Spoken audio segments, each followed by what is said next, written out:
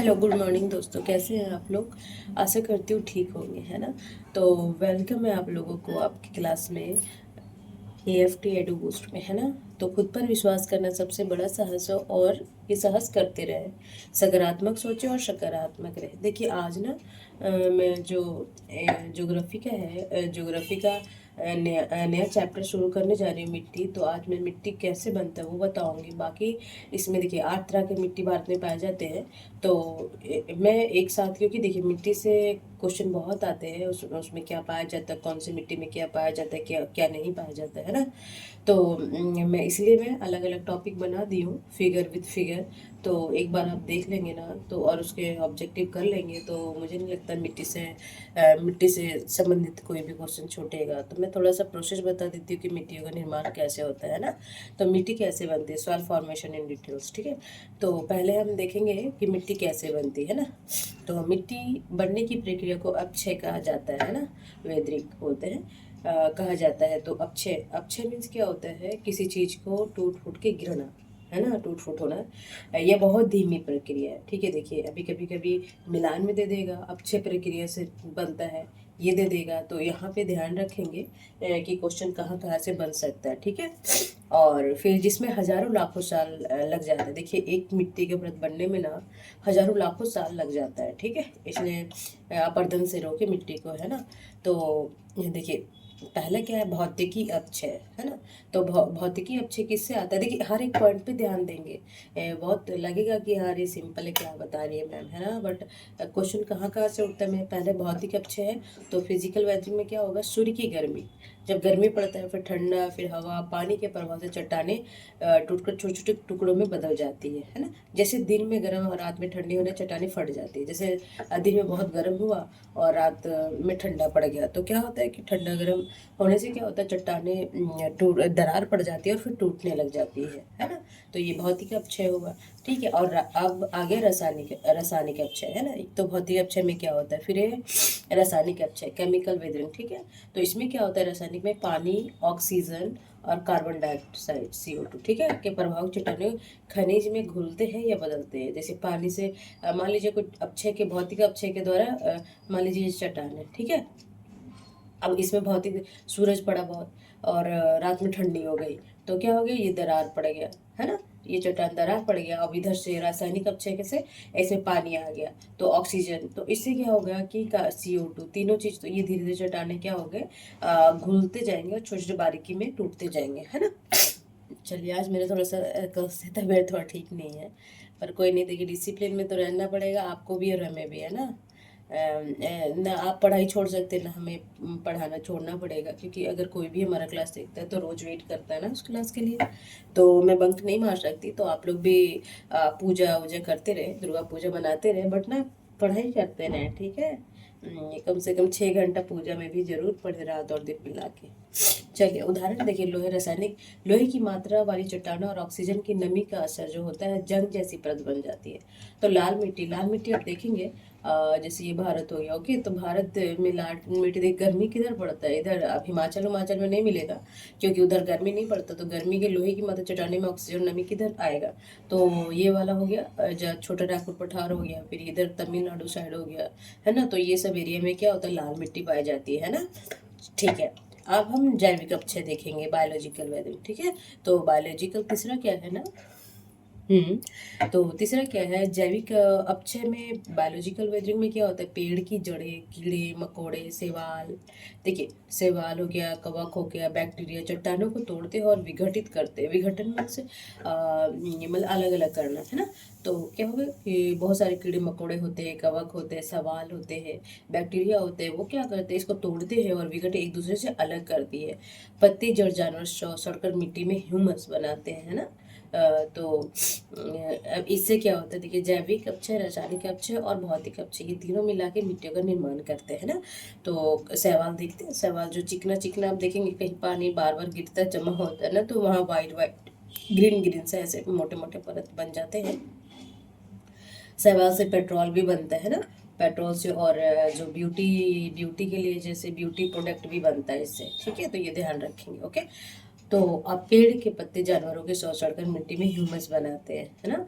तो ये सब सारे रीजन से क्या होता है, मिट्टी का निर्माण होता है। जब भी आप ज्योग्राफी में कभी मेंस में आ गए या प्री में भी बहुत सारे क्वेश्चन आएंगे, तो आप देखेंगे तो इन तीनों प्रक्रियाओं के मिश्रण से चट्टाने धीरे धीरे बारीकी कणों, रेत, गाद, चिकनी मिट्टी और कार्बनिक पदार्थों के साथ साथ मिलकर मिट्टी का निर्माण करते हैं। और लाखों साल, देखिए ये सब प्रोसेस होने में लाखों करोड़ों साल लगता है, हजारों लाखों साल लगता है मिट्टी को बनने के लिए। इसलिए आवर्धन, इसके आवर्धन को रोकना चाहिए, है ना। आजकल देखिएगा कि रेत के लिए, बालू के लिए, है ना, और जो बाढ़ वाढ़ आता है उसे कितना आवर्धन होता है अभी आए दिन ना।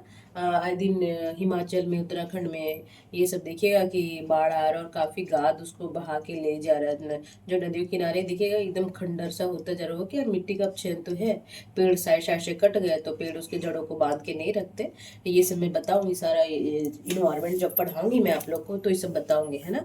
तो आप देख लें, यहाँ पे देख लेंगे कि जो मिट्टी बनने का प्रोसेस है ना, देखिए कैसे। ये मान लीजिए चट्टान है, रात में धूप पड़ा, दिन में बहुत धूप पड़ा और रात में ये पूरा चट्टान था प्लेन, और रात में ठंडी हो गई, फिर बारिश हो गया तो ये दरारें पड़ गए, है ना। फिर ऑक्सीजन यहाँ पहुंच गया अंदर, कार्बन डाइऑक्साइड पहुंच गया, है ना। तो ये क्या, छोटे छोटे ये कण में टूट गए, देखिए, है ना।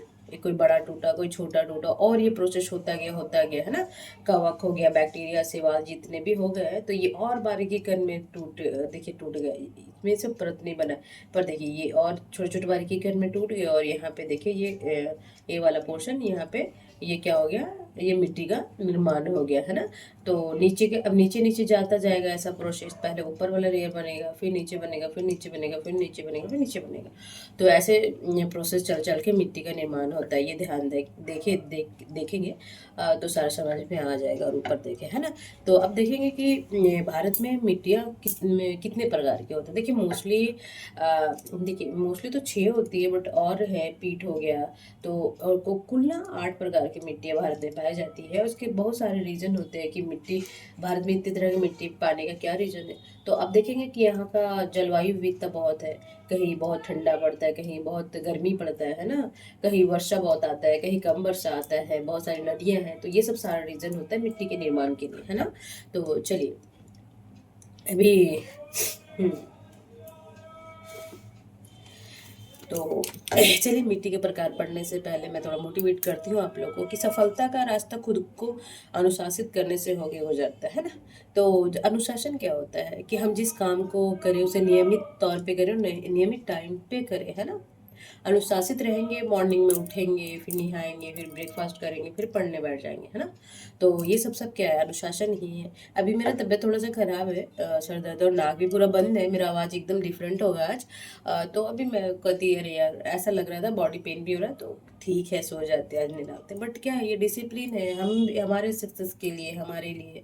और देखिए क्लास लेते लेते अच्छा लगता है मुझे काफ़ी, टीचिंग तो नहीं अच्छा लगता था, बट क्या करें, करना होता है ना कभी कभी, नहीं भी चाह के भी, है ना। चलिए खैर छोड़िए।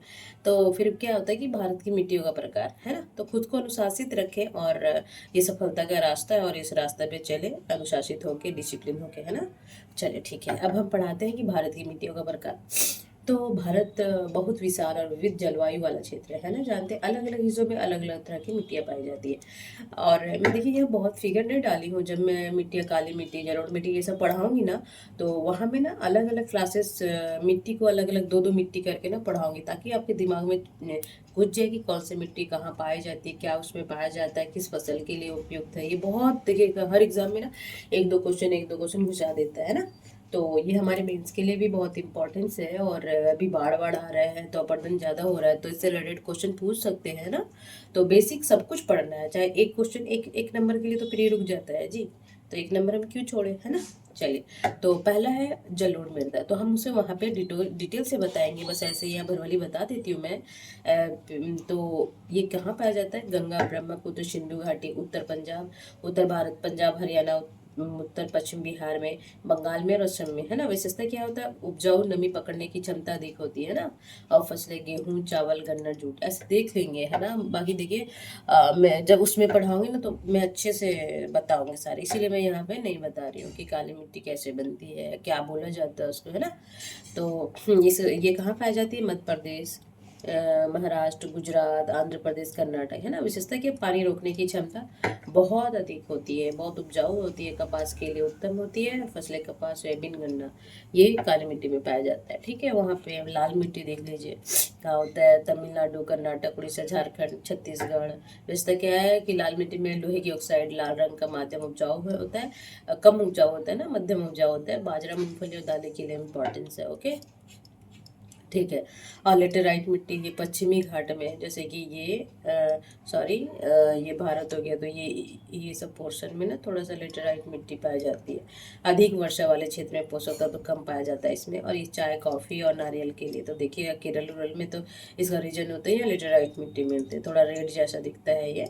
ठीक है, वहाँ पे मैं जब पढ़ाऊँगी अलग अलग वहाँ सारा फिगर वगैरह से बताऊँगी, आप टेंशन ना ले। ठीक है, वहाँ पे अब बस मरुस्थलीय मिट्टी हो गया है ना, राजस्थान, हरियाणा, गुजरात शुष्क भाग में रेतीली लवणीय पानी रोकने की क्षमता कम होती है। यही सब पूछता है, ये सब क्वेश्चन उठा उठा के पूछेगा। ठीक है, फसलें हो गया ज्वार, बाजरा, सिंचाई की निर्भर करता है। पर्वतीय मिट्टियाँ ये हिमालय क्षेत्र और उत्तर पूर्वी भारत में है ना। विशेषता की पतली परत लेकिन फल और चाय के लिए अच्छी है। सेब, आलू, चाय और मक्का के लिए उपयुक्त है ना। और अन्य प्रकार की मिट्टी वहाँ छेदिया हुआ है। और देखिए खारी और लवणीय मिट्टी होता है ना, सलाइन सॉइल कैसे बनता है वहाँ पे मैं अच्छे से बताऊंगी, आप टेंशन ना करें, पेशेंस रखिए। कल कल मैं थोड़ा सा दो दो मिट्टियाँ पढ़ के पूरा डिटेल से बताऊंगी आप लोगों को, है ना। तो ये लवणीय मिट्टी गुजरात, पंजाब और राजस्थान, और यहाँ पे देखिए बहुत सारे रसायन का एक रीज़न होता है लवणीय मिट्टी बनने का कारण। बहुत सारे रसायन का उपयुक्त होते हैं ना चावल वावल गेहूँ बनाने के लिए। पंजाब में दलदली मिट्टी भी है, एक जो सुंदरवन, बंगाल, केरल, और पीली मिट्टी भी है। लाल मिट्टी का ही रूप है, आर्द्र क्षेत्रों में पाया जाता है। ठीक है, तो ये सब देख लेंगे। आप यहाँ पे मिट्टी बनने का प्रोसेस मेन था ये, और कितने तरह की मिट्टी पाई जाती है ये है, तो ध्यान रखेंगे। चलिए तब तक अपना क्लास देखिए, रोज़ देखिए और लाइक भी कर दिया कीजिए, है ना।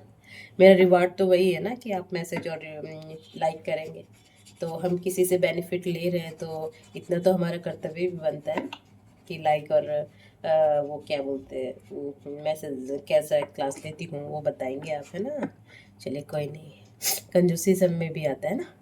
तो क्लास करते रहे और पढ़ते रहे, आप ही के लिए है, आपके एग्ज़ाम के लिए, आपके सक्सेस के लिए। तब तक अपना और अपने फैमिली का ध्यान रखें। नमस्कार।